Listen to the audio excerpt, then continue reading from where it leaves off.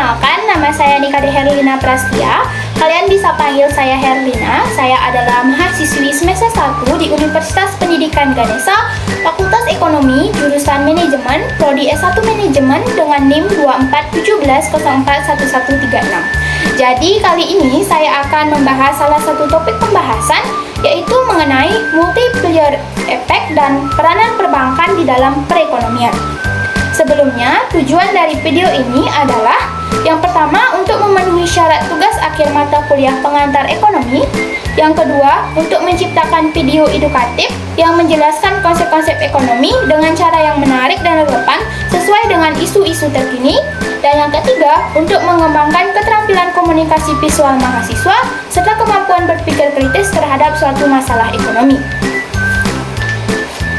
Baik, pertama saya akan membahas tentang definisi dari multiplier effect. Multiplier effect adalah konsep dalam ekonomi yang menggambarkan bagaimana perubahan dalam pengeluaran seperti pengeluaran pemerintah atau investasi dapat menyebabkan perubahan yang lebih besar dalam pendapatan nasional. Selanjutnya, koefisien multiplier effect.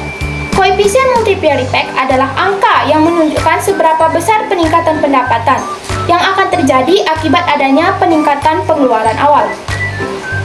Materi selanjutnya yaitu tentang sejarah timbulnya uang. Sebelumnya, apa sih itu pengertian dari uang? Jadi, uang adalah segala sesuatu yang diterima atau dipercaya sebagai alat transaksi dalam pembelian barang maupun jasa. Sejarah timbulnya uang yaitu yang pertama karena sistem barter, di mana awalnya manusia memenuhi kebutuhan mereka dengan berburu dan bertani, sehingga muncullah sistem barter, yaitu kegiatan pertukaran barang. Lalu yang kedua, penggunaan alat tukar, yakni kesulitan dalam barter mendorong penggunaan benda tertentu sebagai alat tukar. Bangsa Romawi pada zaman dulu menggunakan garam sebagai alat tukar. Selanjutnya, ada logam sebagai uang. Karena penggunaan garam mengalami masalah daya tahan, mulailah muncul logam seperti emas dan perak yang digunakan sebagai alat tukar. Dan yang keempat, uang kertas, di mana untuk transaksi yang besar, barulah muncul uang kertas sebagai bukti dari kepemilikan logam. Selanjutnya, saya akan membahas tentang peranan bank sentral di dalam perekonomian. Yang pertama, mengatur kebijakan moneter, di mana bank sentral bertanggung jawab menjaga kestabilan nilai mata uang dan mengontrol inflasi. Yang kedua, stabilitas keuangan, yakni bank sentral memastikan sistem perbankan berfungsi dengan baik dan aman. Dan yang ketiga, pengawasan perbankan, di mana bank sentral mengawasi bank-bank umum untuk memastikan kepatuhan terhadap regulasi. Selanjutnya, saya akan membahas isu terkini terkait dengan dampak kebijakan moneter pasca pandemi terhadap perekonomian dan bagaimana stimulus ekonomi mempengaruhi pertumbuhan. Setelah pandemi COVID-19, kebijakan moneter global dan nasional menjadi instrumen penting dalam merangsang pemulihan ekonomi. Pemerintah dan bank sentral di berbagai negara, termasuk di Indonesia, menerapkan berbagai kebijakan moneter yang ekspansif. Dampak kebijakan moneter pasca pandemi, yakni yang pertama, penurunan suku bunga, menurunkan biaya pinjaman untuk mendorong konsumsi dan investasi, namun beresiko menyebabkan inflasi jika permintaan melebihi penawaran. Yang kedua, penciptaan lapangan kerja, membantu sektor UMKM dengan kemudahan pembiayaan, namun sektor yang bergantung pada pasar global bisa menghadapi tantangan yang besar. Selanjutnya, pengaruh pada inflasi dan nilai tukar. Kebijakan ekspansif dapat meningkatkan inflasi dan melemahkan nilai tukar akibat arus keluar modal asing. Di sini, saya akan membahas bagaimana sih stimulus ekonomi mempengaruhi pertumbuhan. Jadi, stimulus ekonomi yang diberikan oleh pemerintah dan bank sentral berfungsi sebagai penggerak utama untuk memulihkan perekonomian yang sempat terpuruk akibat pandemi. Beberapa dampak positif dari stimulus ini adalah yang pertama, peningkatan konsumsi. Meningkatkan daya beli masyarakat, mendorong konsumsi, dan meningkatkan output domestik. Yang kedua, investasi. yakni kemudahan pembiayaan, mempercepat investasi baru, dan menciptakan lapangan kerja. Dan yang ketiga, pemulihan sektor berdampak, di mana membantu sektor seperti sektor pariwisata, perhotelan, dan transportasi untuk pulih lebih cepat.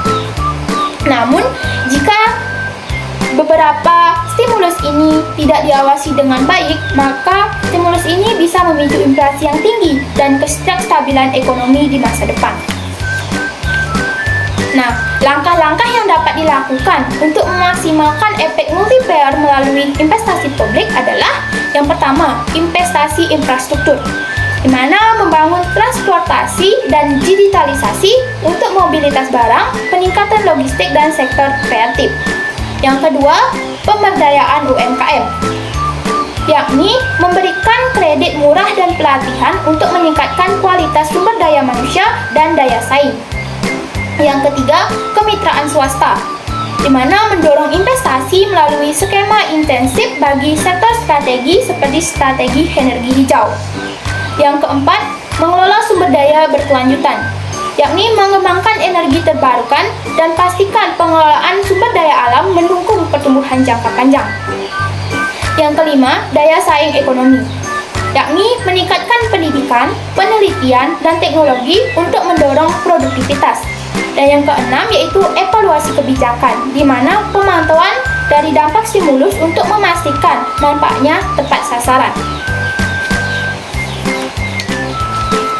Baik, dari pemaparan materi saya tadi, poin-poin penting yang dapat diambil yaitu multiplier effect merupakan dampak berlipat dari pengeluaran awal terhadap pertumbuhan ekonomi yang dapat dioptimalkan melalui investasi publik, konsumsi masyarakat, dan ekspansif sektor produktif. Selain itu, multiplier effect juga menjadi kunci dalam mendorong pendapatan lapangan kerja, peningkatan pendapatan, dan pertumbuhan ekonomi.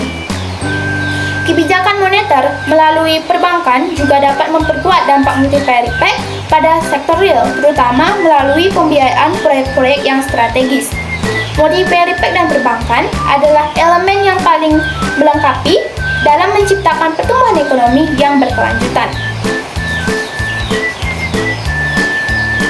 Baik, sekian penyampaian materi dari saya. Terima kasih saya ucapkan karena telah mengikuti pembahasan ini. Sekarang saatnya bagi kita untuk berdiskusi lebih dalam nih. Bagaimana sih menurut Anda? Sejauh mana multiplier effect berperan dalam pertumbuhan ekonomi? Dan apa peranan penting sektor perbankan dalam mendorong pertumbuhan tersebut? Saya sangat senang jika Anda bisa ikut berpartisipasi dalam diskusi ini, berbagi pandangan atau bertanya lebih lanjut. Dan jika Anda ingin memperluas pemahaman, jangan ragu untuk mencari informasi lebih lanjut ya. Baik, sekian dan terima kasih. Sampai jumpa di video selanjutnya. Bye-bye.